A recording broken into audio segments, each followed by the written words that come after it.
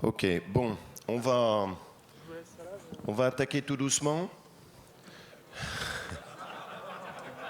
Mais alors vraiment doucement. Hein. Non, je vais vous dire, je vais vous faire un aveu. J'étais dans la chambre à côté de Jean Piccioni. Jusqu'à 2h du matin, il y a eu un vacarme dans cette chambre, je ne sais pas ce que j'en faisais, mais j'ai été obligé d'aller frapper à la porte pour avoir un peu de silence. Non, rassurez-vous, j'en écoutais juste la télé. Je vois Janine qui me regarde avec un air.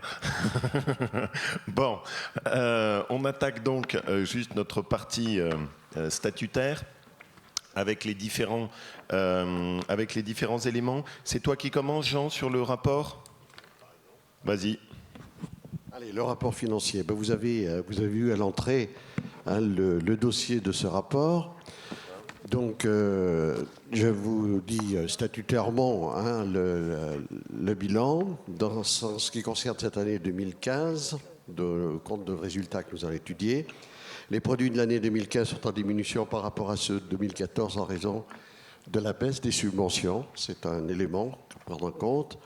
Les dépenses ont été contenues grâce à l'effort de tous, près de 100 000 euros. Si vous regardez dans les notes sur les charges de fonctionnement en baisse dans cette année 2015. Au terme de cette année 2015, nous constatons un excédent de fonctionnement de 63 176 euros qu'on affectera au compte autres réserves si vous en êtes d'accord sur le projet associatif.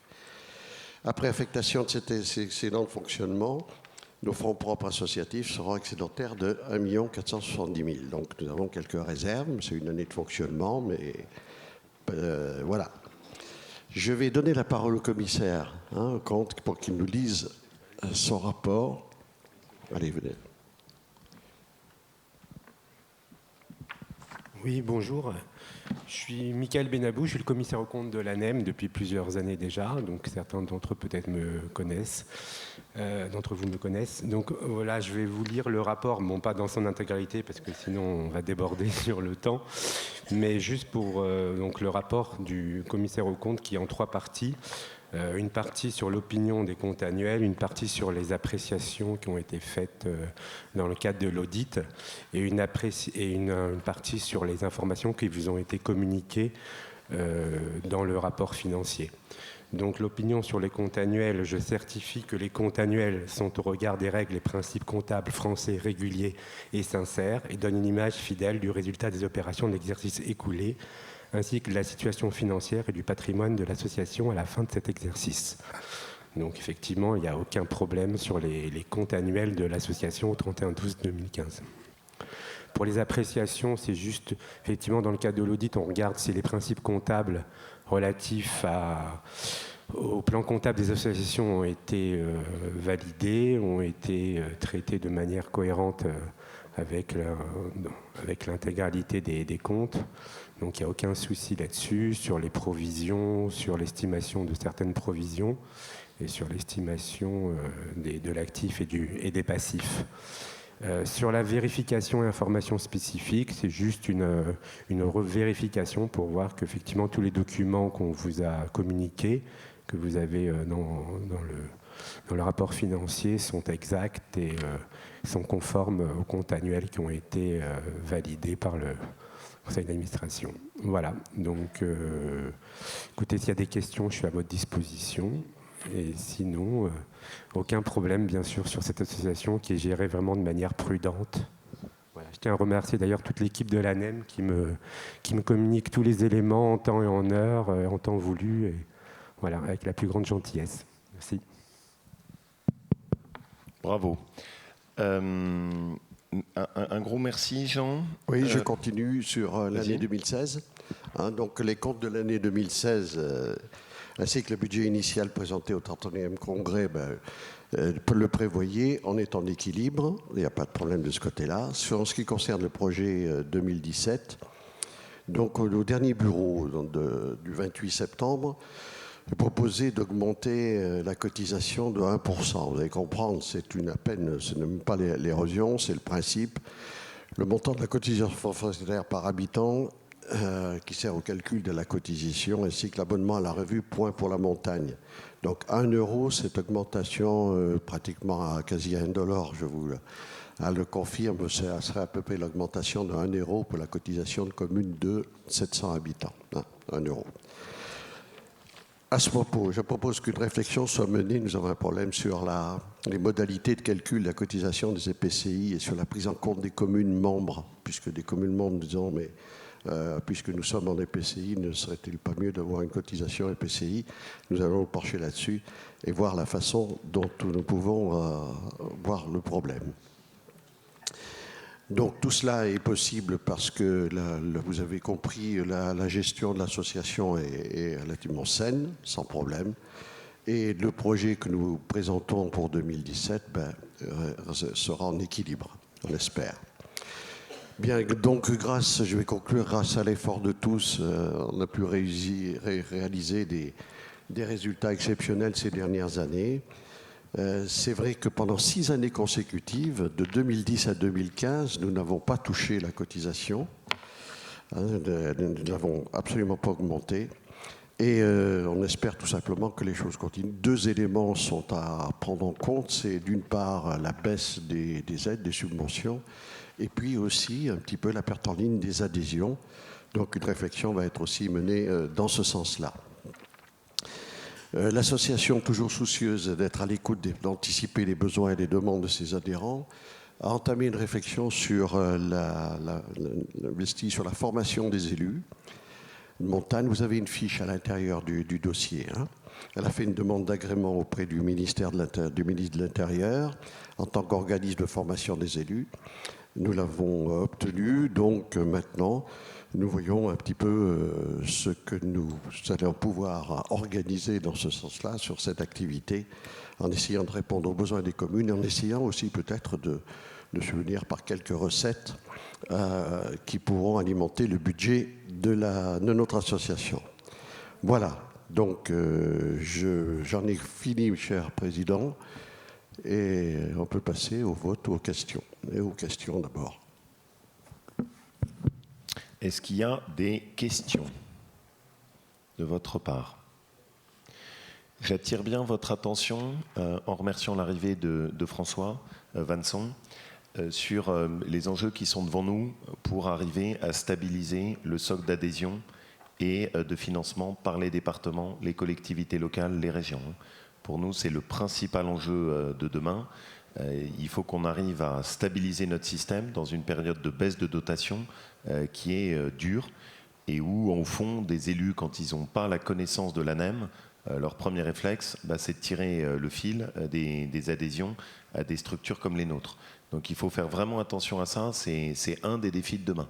Et je pense que ça va supposer à la fois une réflexion sur le niveau de dépenses, comment est-ce qu'on est organisé, une réflexion sur le rapprochement avec d'autres structures comme les nôtres. Je suis convaincu qu'il faut qu'on puisse se rapprocher d'autres structures comme les nôtres pour pouvoir avoir la mutualisation d'un certain nombre de choses en commun et puis bien se battre pied à pied dès qu'il y a un problème. Vous voyez, là, depuis hier, je suis en discussion avec le président du département de la Corrèze pour éviter qu'il nous file entre les doigts. Donc c'est vraiment un travail patient qu'on doit mener, où il faut doser à la fois l'influence, le bouclier, de temps en temps mettre un peu la pression. Et c'est un travail qui est très exigeant, mais il ne faut pas laisser filer.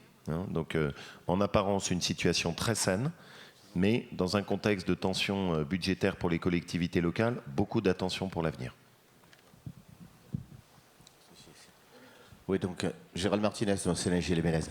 Je voulais vous attirer un petit peu votre attention sur la cotisation. Donc les EPCI vont être nouveaux. Je pense qu'il faut attendre un petit peu et laisser encore les communes choisir pour pouvoir participer à l'ANEM. Toutes les communes du département des Hautes-Alpes n'adhèrent pas.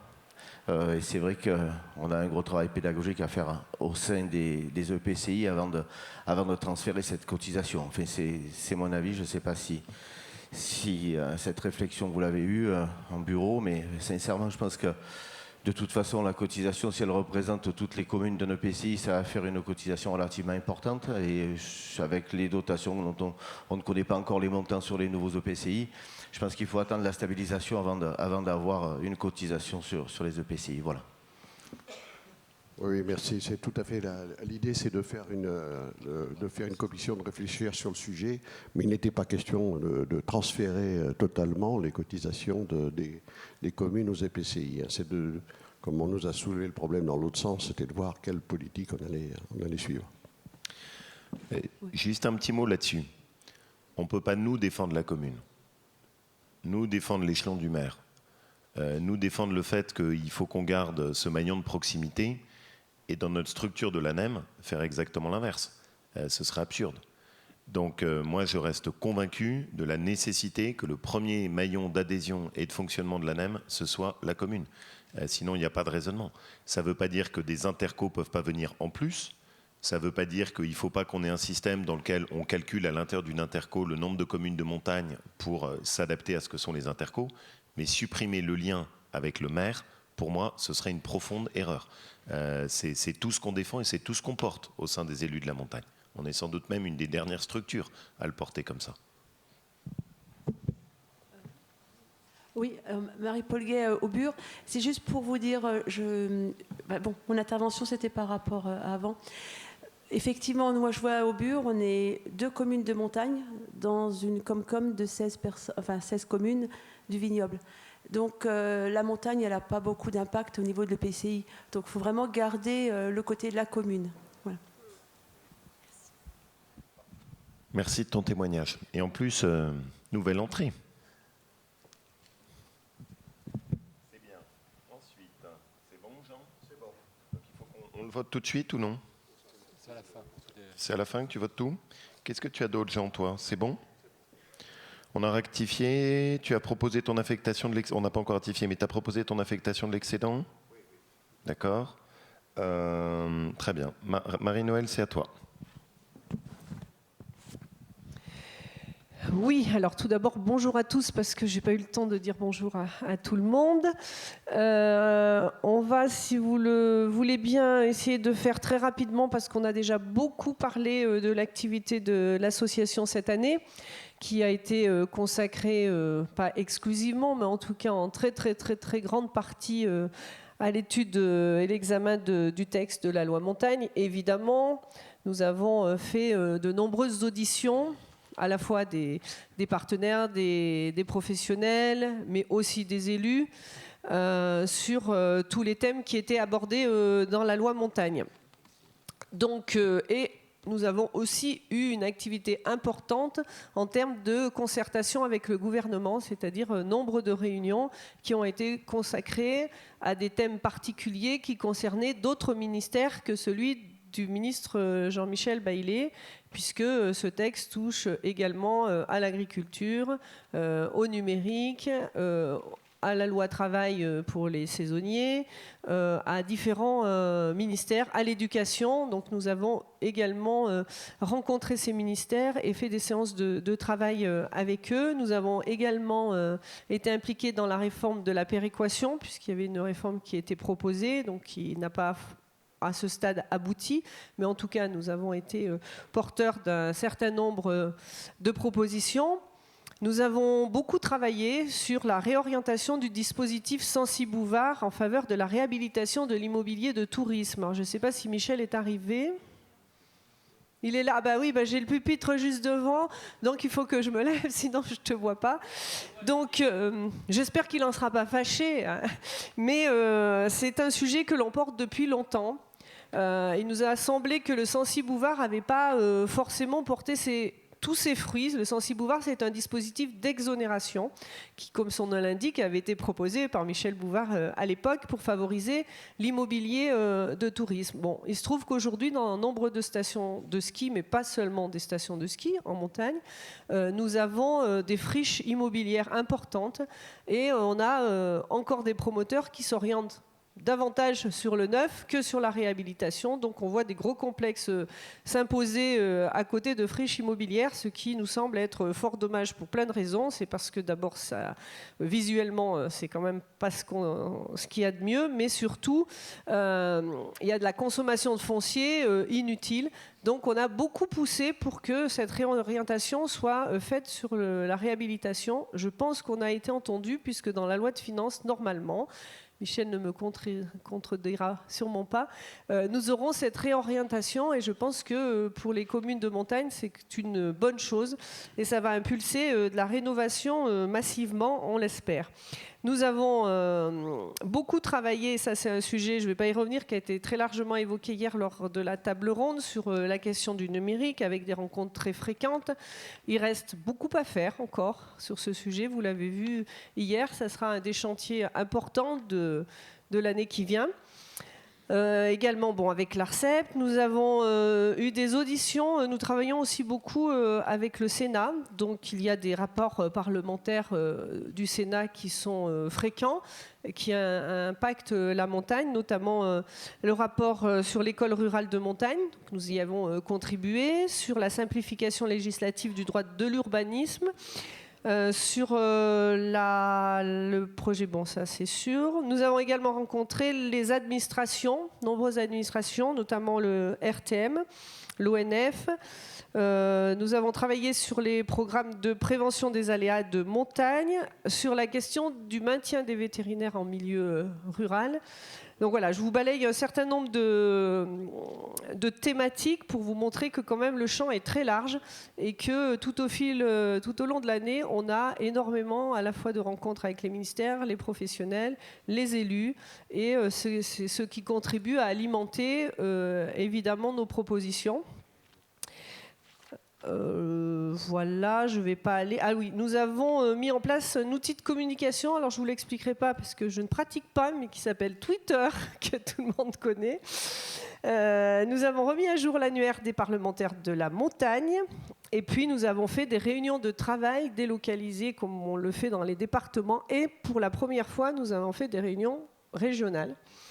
Ce qui est plutôt une bonne chose parce que ça permet de regrouper un territoire très large, parce que sinon on n'a pas matériellement de temps dans l'année d'aller dans tous les départements et ça permet au moins une fois dans l'année de regrouper. Donc nous allons évidemment reprendre ces réunions départementales et régionales. Et puis, nous avons fait aussi une campagne d'information et de relance pour les adhésions. Ça a été évoqué tout à l'heure par Laurent, parce que ce qui fait notre force, c'est le nombre d'adhérents et la masse que ça représente. Et c'est vrai que si on allait voir le gouvernement avec 100 adhérents, c'est pas tout à fait pareil que quand on arrive avec 3000 adhérents.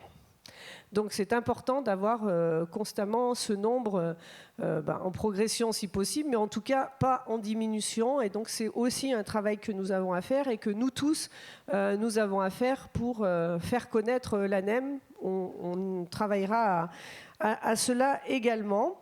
Et puis la création de l'organisme de formation dont Jean a parlé à l'instant, donc je n'y reviendrai pas. Et puis nous avons ouvert de nouveaux partenariats. Cette année, donc, on a échangé évidemment de manière très fréquente avec eux. Je ne vais pas les citer parce que je vais en oublier, mais en tout cas, ils étaient avec nous hier, ils sont encore avec nous aujourd'hui pour la plupart d'entre eux. Et cette année, nous avons 3 nouveaux partenariats. Le premier, c'est l'Agence nationale pour les chèques de vacances, SFR et Bouygues. Voilà, oui. Donc, voilà un petit peu l'activité de l'association, très rapidement, mais vous avez tout ça dans votre document de manière très précise. C'est simplement pour vous montrer le champ très large et on compte sur vous, évidemment, pour nous proposer d'autres thématiques ou d'autres thèmes d'études pour cette année. Merci. Alors, je vois notre ami Joël de Tracfin qui dit SFR et Bouygues, pas sûr qu'on les ait l'année prochaine. Eh ben, Joël, je te trouve très dissipé ce matin. Heureusement que Janine est là pour te cadrer un peu. Je vais vous dire, je pense exactement l'inverse. Et je pense que précisément, en leur mettant la pression, et en leur montrant qu'il peut y avoir pour eux des mauvaises nouvelles qui viennent de chez nous. D'abord, premièrement, il faut qu'ils aient peur pour les obliger à bouger, parce que comme ça fait des années qu'ils nous baladent dans la nature, il faut qu'ils se rendent compte qu'à l'occasion d'une loi, ça peut très mal tourner pour eux. C'est fondamental. Si on le fait en version gentille, croyez-moi, il n'y aura rien qui bougera. Autant, je suis ouvert à la discussion sur est-ce qu'il vaut mieux penser que dans la loi, on le fait sur l'incitation ou est-ce qu'on le fait sur la contrainte. Moi, vous avez compris que je pense qu'au bout de 5 ans à nous trimballer dans la nature, vaut mieux la contrainte, mais je respecte la position d'autres, qui est celle de Janine. Autant, il y a une chose dont je suis sûr, c'est que si on ne leur met pas la pression et si on ne leur fait pas sentir que ça peut mal tourner, il n'y aura rien qui changera. Et d'ailleurs, hier, ils étaient plutôt venus me voir, Joël, en me disant « Ah, mais notre partenariat, on y est très attaché. Il faut qu'on voit comment est-ce qu'on peut l'intensifier et mieux travailler en amont. » Donc, je pense que même, on va l'étendre à Free et à tous ceux qui sont autour. Elle était sympathique, cette petite dame de Free, là. Alors, donc ça, c'était le premier point. D'abord, un gros merci à Marie-Noël. Vous en êtes pas forcément rendu compte, hein, mais le travail abattu par Marie-Noël au cours de ces 2 ans a été absolument colossal, avec une somme de sujets auxquels elle a veillé, qu'elle a tenu, etc. Et puis, moi, j'ai vu Marie-Noël prendre son affirmation et sa détermination, souvent d'ailleurs en le faisant, en défendant les intérêts de l'ANEM, y compris en prenant de la distance par rapport à sa majorité, ce qui fait que maintenant, elle est pile au degré de maturité pour devenir présidente de l'ANEM. Le président est épuisé, donc maintenant il faut qu'il se retire. La secrétaire générale arrive à maturité, et donc c'est bon, is no good, va pouvoir devenir le calife, et vraiment on va avoir une très bonne présidente. Et je me réjouis de ça, et en plus elles seront très complémentaires avec Annie, j'en suis absolument convaincu. Et ce sera quand même un moment assez rare, hein, puisqu'on aura 2 femmes qui seront à la fois présidente et secrétaire générale. Les gars, vivement que la parité nous protège, hein, parce que je vous le dis, on a des lendemains qui vont être compliqués. Alors, mais je suis très heureux, moi, hein, et je suis vraiment très content que ça se passe comme ça. Alors, juste quand même, qu'est-ce que je retire de l'année qui vient de s'écouler ? Il faut bien qu'on ait conscience qu'on a emporté une victoire qui est historique. Le fait d'obtenir cette loi, c'était l'objectif qu'on s'était fixé avec Frédéric. Moi, j'ai tendance à fonctionner comme ça. On se met dos au mur, on se fixe un objectif, et après, on n'a plus le choix, il faut essayer de l'atteindre. Mais il y a 4 ans, quand on s'est dit qu'on arracherait une loi montagne, honnêtement, qui dans la salle pensait qu'on y arriverait ? Et puis, finalement, on y est arrivé. Mais on y est arrivé comment ? On y est arrivé de façon très méthodique. Et je pense que c'est ça qu'il faut qu'on retienne. C'est-à-dire qu'on l'a fait pierre après pierre. Ça a commencé par des successions de rapports. François, qui est ici, a commencé à déblayer tout le sujet qui était le tourisme, l'emploi saisonnier, toutes ces questions. On a eu une avancée où, étape après étape, on a mis les pierres pour faire monter en place notre sujet. Ensuite, l'autre point qu'il ne faut jamais sous-estimer, il est important d'avoir des moments où vous mettez des élus en position où ils doivent prendre des engagements. Ce qui nous a aidés, c'est l'utilisation de Chambéry et la venue de Manuel Valls. Parce qu'à ce moment-là, il a pris un engagement. Et ensuite, deuxième étape, quant à Chamonix, Conseil national de la montagne, on remet la pression. Et donc, on a besoin de ces moments institutionnels où la montagne prend de la visibilité et où on fait venir des grandes autorités. Et ça, c'est vraiment un point qu'on ne doit pas oublier, parce que dans ces moments-là, ils prennent des engagements. Et une fois qu'ils prennent les engagements, clac, il ne faut plus les lâcher, et on referme le truc et on les oblige à avancer. Et ça, c'est très important dans notre méthode de travail. Ensuite, l'autre point qui me semble un point qu'on doit garder tous en tête, il faut qu'on se concentre sur quelques sujets. Et nous, les montagnards, on est meilleurs quand on est à l'offensif que quand on est en défensif. Quand je suis arrivé, ce qui me faisait de la peine, c'est qu'on subissait les lois les unes après les autres. Et on était obligé de se protéger. Boum, on se prenait la loi NOTRe. Avant, on s'était pris les cantons. Ensuite, on s'était pris les intercos. Juste avant, on s'était pris la loi sur le conseiller territorial. Et ces trucs-là nous tombaient comme le bâton entre les 2 oreilles. Nous, on est des montagnards, on doit être à l'offensif. Quand on est en défensif, on est moins bon. Quand on est en offensif, on est meilleur. Et je pense que, je me permets de le dire à Marie-Noël et Annie, il faudrait qu'on se fixe chaque année un objectif. Qu'il soit un objectif loi de finances, un objectif loi sur la santé, mais un objectif où on se dit, cette fenêtre de tir, boum, on la prend en ligne de mire et on veut aller gagner quelque chose. Pas se défendre, pas préserver les acquis, pas se dire comment limiter la casse, offensif. C'est la montagne, on n'est pas là pour subir. Et je pense que c'est important qu'on ait cette logique-là qui nous permet de faire avancer nos sujets. Parce que quand on est en défensif, on négocie, on limite les dangers, et malgré tout, on prend le coup. Quand on arrive à faire avancer nos choses, on voit, on est arrivé à faire des avancées extraordinaires sur l'école. C'est très intéressant ce qu'on a obtenu dans la loi montagne. Sur les dotations, ce qu'on a obtenu est très intéressant. Les avancées qu'on a réussi à arracher sur le numérique, elles ouvrent des pistes qui sont très intéressantes pour nous. Donc, vraiment, le bilan que je tire, Pierre, le bilan que je tire de cette période, et heureusement que j'ai encore un peu d'autorité sur ce directeur. Hein. Il me reste combien de temps? 10 minutes. Et le bilan que je tire de cette année, c'est 1, méthode.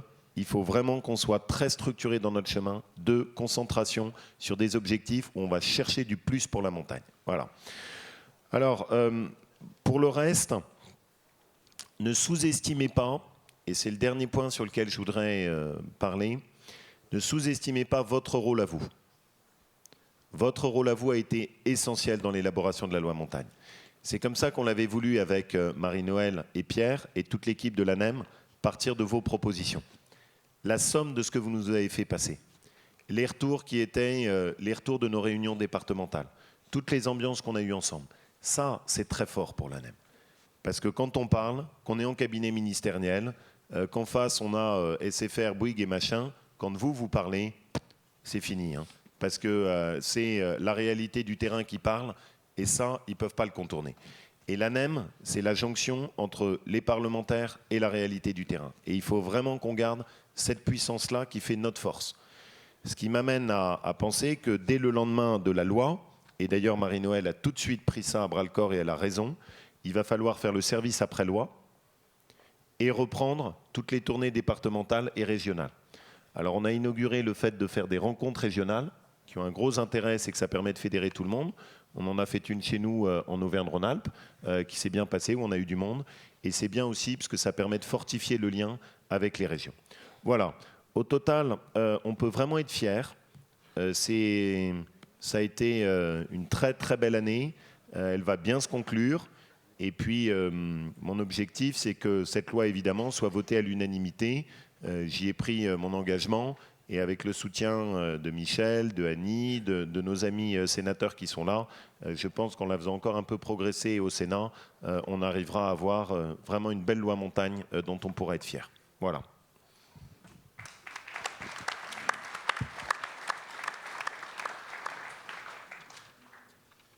Alors, il faut que ça vote. Bon, approbation des comptes. Est-ce que vous êtes d'accord pour approuver les comptes de l'exercice clos au 31 décembre 2015 ? Est-ce qu'il y a des votes contre ? Abstention. Merci. Est-ce que vous êtes d'accord pour donner quitus au comité directeur ? Abstention. Vote contre. J'aime bien, moi, ce fonctionnement démocratique. Affectation de l'excédent de fonctionnement, ça me change de la région. Affectation de l'excédent d'exercice de fonctionnement 2015. Vote pour. Vote contre. Abstention. Merci à tout le monde.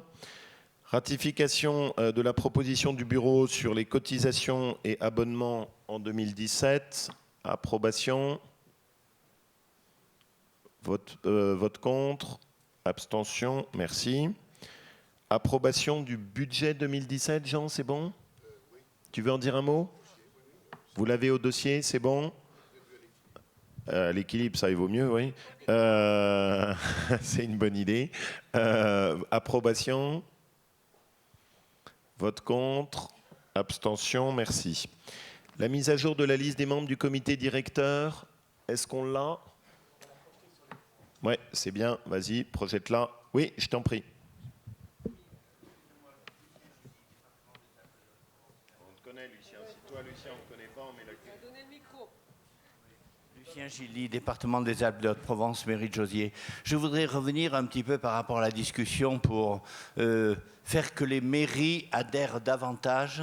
Et d'autre part, je suis parfaitement d'accord, c'est les mairies qui comptent plus que les intercommunalités. Alors effectivement, on ne peut peut-être pas demander que l'intercommunalité paye le total du cumul de toutes les mairies. Néanmoins, il faut quand même un peu s'en rapprocher. Et d'autre part, actuellement, nous bénéficions d'outils informatiques importants. Est-ce qu'il ne faudrait pas chaque mois envoyer une page à chaque mairie qui est adhérente en disant sur un sujet, nous avons gagné ça. Sur la loi sur l'eau, nous avons gagné ça. Sur GEMAPI, nous avons gagné ça. Sur les écoles, nous avons gagné ça. Mais que tous les mois, il y ait un genre de montrer l'efficacité, l'utilité, la compétence, le travail qu'on a fait. Et je pense de façon que les élus et les maires soient conscients de tout le travail qui est fait. Et disons que, et bien sûr, le département est important, mais je pense que c'est important les maires et c'est important de leur montrer régulièrement. Je pense que la période de mois avec quelque chose envoyé tous les mois, ça peut être un élément pour dire regardez on travaille, regardez ce qu'on fait pour vous, vous avez besoin de nous, votre devoir de maire c'est d'adhérer à l'ANEM dans les zones de montagne. Voilà ce que je pense, ce que je voulais dire. Merci. Lucien, deux choses. Attendez. Deux choses. La première, d'abord, à l'issue du vote de la loi, on a décidé avec Marie-Noëlle qu'on enverra un courrier à tous les maires, tous les adjoints, tous les conseillers municipaux, tous les élus de la montagne, signé par Frédéric, moi, Marie-Noëlle, Annie, et dans laquelle on rappellera tout ce qu'on a fait et tout ce que la loi a permis de faire. Parce que c'est quand même un moment important et ils ont besoin de sentir et de comprendre ce qu'on fait. Il faut rajouter aussi les présidents de département qui adhèrent avec les conseillers départementaux. Parce que tu as parfaitement raison, ce qu'il faut qu'ils voient, c'est qu'est-ce qu'on amène, qu'est-ce qu'on apporte. La deuxième chose, et quand je t'entends, je pense que c'est une très bonne piste que tu donnes, c'est qu'aujourd'hui, et l'équipe de l'ANEM a fait un super boulot, on a une base de données qui est très harmonisée sur tous les élus de la montagne. Et où on a normalement, y compris leur mail. On ne peut pas envoyer un courrier tous les mois, Lucien, parce que si on envoie un courrier tous les mois, il faut qu'on multiplie par 3 les cotises.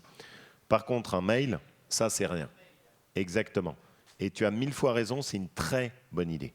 Et donc, il faut qu'on ait une petite lettre d'actualité qui soit la newsletter de l'ANEM, et tous les mois, t'envoies un petit point d'information pour tenir au courant de ce qu'on a fait et de ce que fait l'ANEM. C'est une très bonne suggestion. Très bonne suggestion. C'est bien, oui. Oui, Frédéric Aubert, maire de Trémigny, dans le Sud-Isère. Simplement, par rapport aux adhésions et de manière très concrète et pratique, que chacun d'entre nous aille rencontrer 2 ou 3 de ses collègues voisins et non adhérents, et vous verrez qu'il y aura des adhésions en nombre qui arriveront. C'est très simple, et le fait d'aller présenter l'ANEM à ses collègues en tête-à-tête, d'expliquer comment ça fonctionne et à quoi ça sert, je vous assure que ça paye.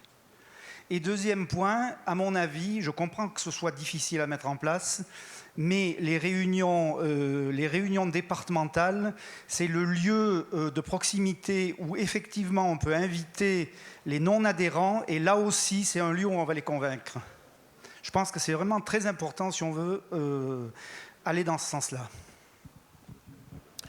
Frédéric, d'abord Marie-Noëlle me glisse, puisque tu es de chez elle, que tu as fait un boulot extraordinaire, parce que Frédéric, il a pris son bâton de pèlerin et il est allé voir ses collègues. Résultat, l'année dernière, était tout seul. Aujourd'hui, vous êtes 5, c'est ça, Frédéric? Et il en a fait adhérer qui n'adhéraient pas. Eh bien, honnêtement, chapeau, hein, si vous pouvez l'applaudir, parce que ça, c'est le modèle de ce qu'on doit faire tous. Et c'est ça le modèle dont on a besoin. Mais souvenez-vous, on en avait parlé lors de notre dernier congrès, où on s'était dit, attention, c'est très important que chacun fasse ça. Et vous êtes nettement plus efficace que nous. Après, moi, j'ai rien à enlever à ce que tu as dit. Je suis totalement convaincu de l'utilité des réunions départementales. Je pense d'ailleurs, et on l'avait évoqué avec Pierre, qu'il ne faut pas hésiter à ce que ce ne soit pas nécessairement toujours la présidente et la secrétaire générale qui les fassent. Parce qu'on a sur des endroits des parlementaires qui connaissent l'ANEM depuis longtemps, on a des maires qui sont parfaitement des compagnons de route de l'ANEM depuis longtemps et qui peuvent animer avec l'équipe de direction de l'ANEM des réunions. Et je crois vraiment qu'il faut arriver à intensifier ces réunions départementales. C'est ce qui nous alimente. Hein. Moi, ça a été les moments les plus riches de partage et de discussion. Je me souviens encore de la réunion qu'on avait faite là, qui était dans l'Aveyron. Et quand tu avais un maire qui t'avait expliqué, mais quasiment les larmes dans les yeux, la façon dont il avait été humilié par le service de l'eau, qui avait classé la moitié de sa commune en bassin de collecte, dans laquelle il ne pouvait plus rien faire, en amont d'un petit ruisseau, et qu'il était dégoûté et épuisé, c'est des moments qui te marquent. Hein. Et ici d'ailleurs, Stécie, où est-ce qu'il est Stécie ? Stécie, ici, on avait fait une très belle réunion avec les amis des Vosges dans la petite salle juste à côté. Il pleuvait comme vache qui pisse, c'était absolument horrible. Mais on avait fait une belle réunion, très chaleureuse, très sympathique, qu'on avait faite juste à côté avec tous les amis élus vosgiens. Et c'est vrai que c'est des beaux moments de partage. Et ça, c'est vraiment notre ADN. Il ne faut pas le perdre. Frédéric a 1000 fois raison.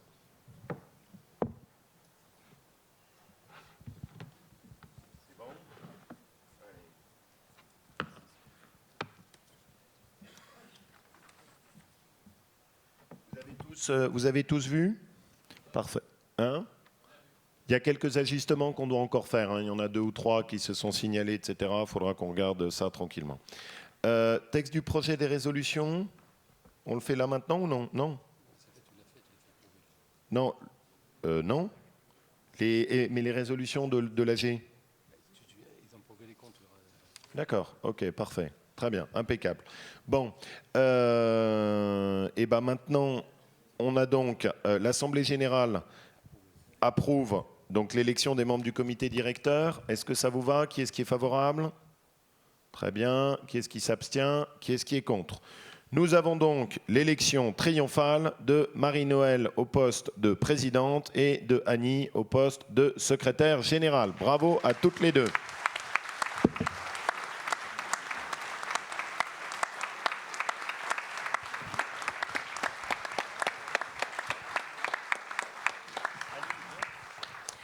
Merci beaucoup. Alors merci beaucoup à vous tous d'abord parce que c'est une belle preuve de confiance.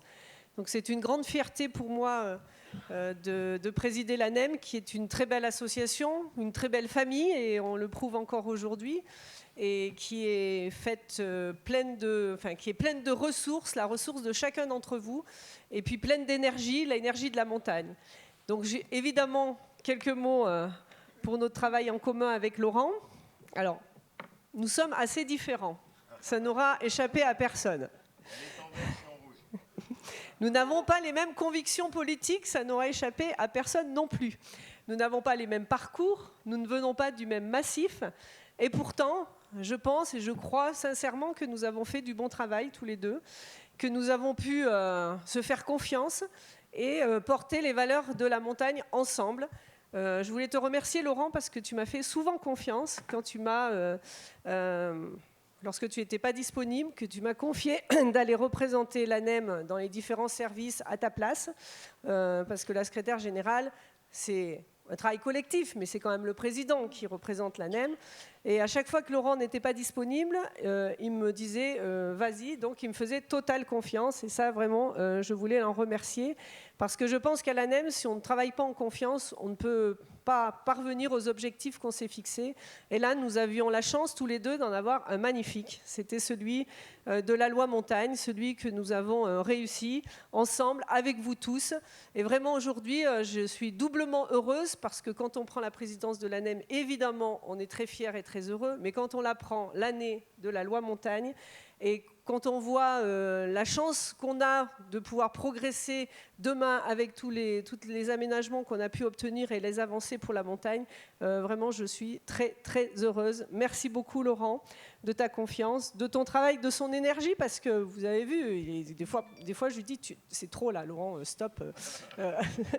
Voilà, on n'a pas tout à fait la même façon de faire, il le disait tout à l'heure, il est beaucoup plus rentre-dedans, pour être clair, que moi, mais en tout cas, on s'est très bien entendu, et je crois, et je pense que vous ne contredirez pas, qu'on a fait de l'excellent travail, tous les deux, avec vous tous, et avec tous les parlementaires, sénateurs, députés qui siègent dans les différentes commissions et qui portent à tous les moments de l'année les valeurs de la montagne et qui militent pour que ces spécificités soient reconnues. Et donc c'est ce à quoi je m'engage aujourd'hui auprès de vous tous, c'est de poursuivre ce travail parce que la loi n'est pas tout à fait encore votée, donc il faut, Michel, aller harceler le Sénat pour qu'il trouve une date.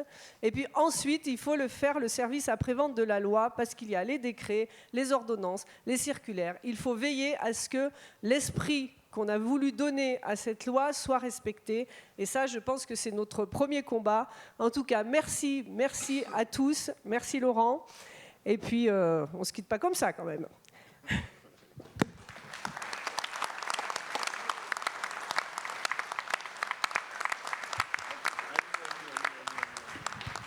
Alors, Annie, maintenant que c'est...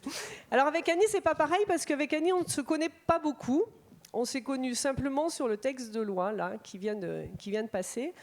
Donc, 2 femmes à la présidence de l'ANEM, c'est assez exceptionnel.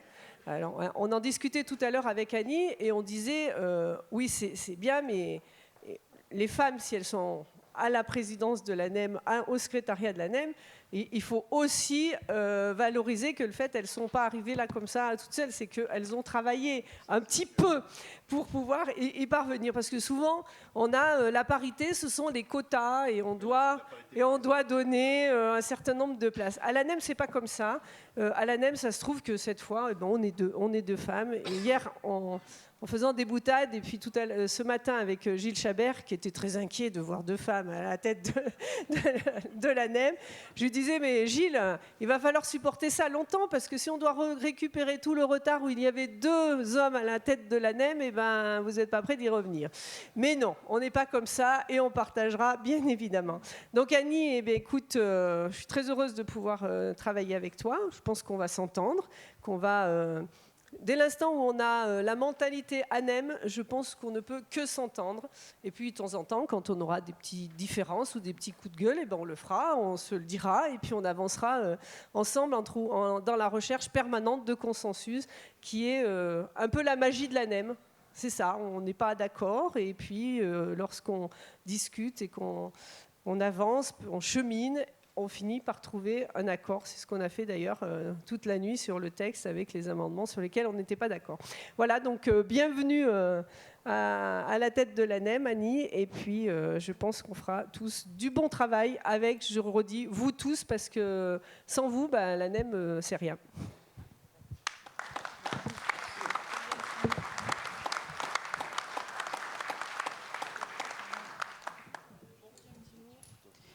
Bien, Madame la Présidente, Monsieur le Président, désormais honoraire, si je puis dire, bien que ce terme ne te convienne pas très bien, mon cher Laurent. Voilà, chers amis, je voudrais tout d'abord vous adresser mes remerciements, puisque si j'occupe désormais cette fonction de secrétaire général, c'est aussi parce que chacun d'entre vous m'y avait porté. Je voudrais remercier bien sûr Laurent, parce que de la même façon, lorsque Laurent m'a souvent demandé de le représenter, c'était aussi une marque de confiance. Et je l'ai dit hier, mais je le redis aujourd'hui devant toute l'Assemblée, la confiance de Laurent explique aujourd'hui ma présence à ce poste.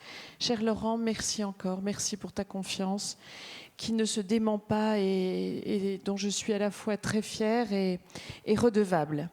Marie-Noëlle, je peux t'assurer de mon énergie, de mon engagement à tes côtés, Madame la Présidente. Ceux qui me connaissent savent que quand je prends une responsabilité, je l'assume et j'y travaille. C'est l'engagement que je prends devant vous, évidemment, et je le fais avec un grand bonheur. Je voudrais remercier les anciens présidents, cher Michel Bouvard, Je voudrais remercier Martial Sadier, qui n'est pas là aujourd'hui, mais qui m'a chargé de vous dire que non seulement il avait soutenu ma candidature, mais qu'il avait une pensée pour vous tous. Et puis, bien sûr, Vincent Descoeurs et Pierre Jarlier, que nous verrons tout à l'heure. Et j'allais terminer par François Brotte, qui a eu des mots très gentils à mon égard hier au dîner. Cher François, nous avons un peu travaillé ensemble à l'Assemblée nationale. Je sais toute l'autorité qui est la vôtre, et lorsque les uns comme les autres, Michel Bouvard, François Brotte, vous disent c'est une bonne chose que tu arrives dans l'équipe dirigeante de l'ANEM, ça a son poids. Merci à vous. Alors, c'est une émotion aujourd'hui, bien sûr. C'est une émotion parce que la montagne m'accompagne dans mon action publique depuis que je suis maire, depuis 2002, depuis que j'ai succédé à Jean-Marie Binetruy, qui m'a fait connaître l'ANEM. Chaque année, je suis venue régulièrement au congrès de l'ANEM. Et puis, il y a eu ce passage quand même particulier depuis Chambéry, où le Premier ministre m'a confié, comme à Bernadette Laclais, qui va nous rejoindre, je pense, la mission de travailler à l'acte 2 de la loi montagne. Ça a été un moment très important, nous y avons beaucoup travaillé, tout un semestre, on a fait des dizaines et des dizaines d'auditions et on a travaillé avec l'ANEM sur ce projet de loi dont vous avez déjà beaucoup entendu parler. Donc c'est une année tout à fait exceptionnelle, cette année qui voit l'émergence d'un grand texte de loi, parce que ceux qui ont vu la rédaction initiale du texte de loi découvriront bientôt le texte tel que nous l'avons approuvé, que nous l'approuverons solennellement mardi prochain, tel que le Sénat va le travailler également. Et ce texte de loi n'a rien à... Enfin, il a peu à voir avec le texte initial. Je crois que nous l'avons beaucoup enrichi. Et nous l'avons enrichi, en effet, sur la base du travail fait avec l'ANEM, dans le souci de son application opérationnelle. On n'a pas voulu une loi pour faire bien, une loi de déclaration d'intention. On a voulu une loi dont l'application soit réellement utile à nos territoires. Donc, chers amis, voilà, c'est quelques mots introductifs pour dire que je souscris à la feuille de route dont Laurent a parlé. Il a posé quelques jalons très importants. C'est quand même précieux de prendre une succession comme ça où on a déjà des pistes de travail. En tout cas, sachez que c'est un grand bonheur, une émotion et un engagement que je prends aussi devant vous. Merci beaucoup. Merci beaucoup.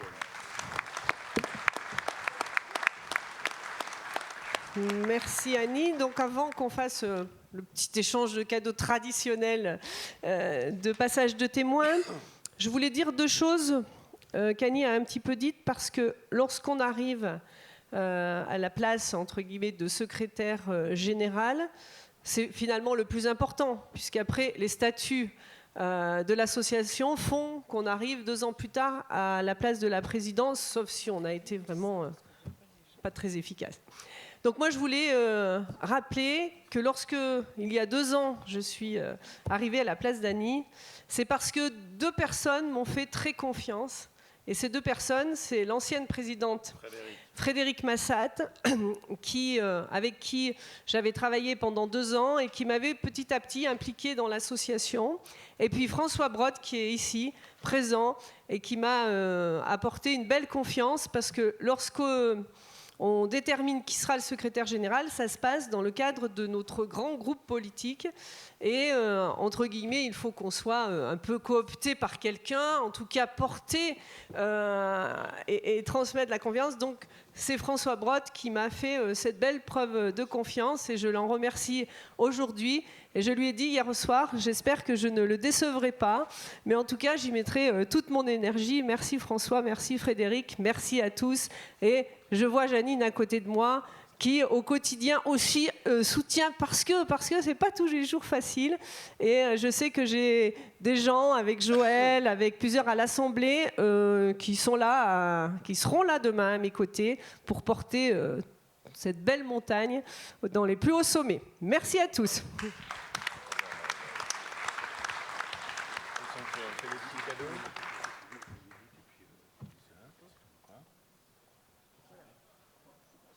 On va faire ça devant. Annie. Mais pas tout pour moi quand même. Allez, Jean. Allez, oui, il faut qu'il y ait Stécie. Alors, on va faire la petite photo de famille, parce que du coup, les cadeaux là pour Laurent sont un peu volumineux. Donc on va pas faire ça là tout de suite, mais par contre, ce serait bien qu'on fasse une petite photo. Alors avec le maire, est-ce qu'on peut appeler tous ceux qui ont été dans la loi Non. Si, bien sûr. C'est la... Allez, Bernadette. Est-ce qu'on peut avoir tous nos amis, tous nos présidents? Bernadette, Joël, François, bien.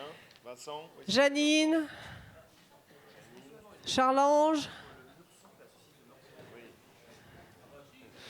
François.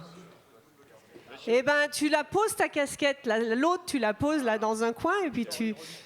Allez, en avant. Annie, viens. Alors, qui j'oublie? Les sénateurs sont où? Venez. Les sénateurs, il ne faut pas les oublier parce que il faut qu'ils aillent faire pression demain au Sénat. Viens avec nous. Alors, Véronique qui représente la région qui nous accueille aussi. Alors, qui on oublie? Surtout, on n'oublie personne. Hein. Levez la main si on vous a oublié. Madame Zeller, qui incarne quand même. Quoi? Chantal, où tu es? Où est Chantal? Viens. Magaté. Il faut vous manifester. Hein. Chantal. Chantal, c'est Magaté, moi. Est-ce qu'on oublie là? Non. On n'oublie personne? C'est tout bon?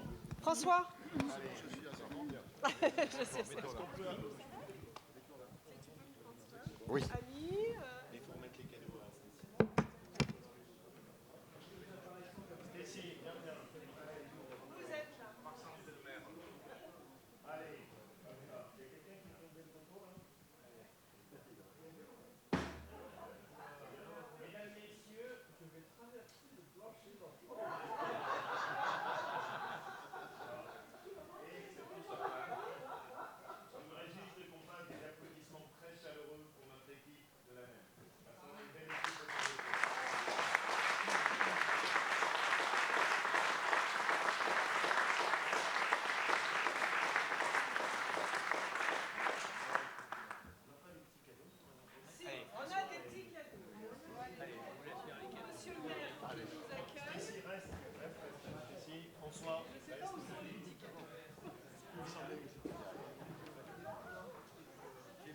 Alors, Stécie, elle reste là.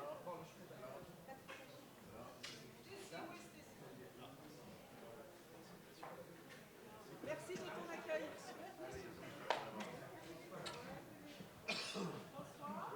François. Je suis là. Champagne.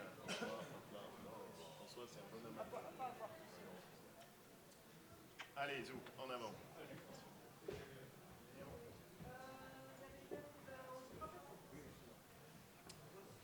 Bien, Bon. alors. Allez, Zou. Non, tu fais quoi là? Tu fais 10 minutes de pause, non? Oui, je suis dans la table ronde dans 10 minutes. Mais 15.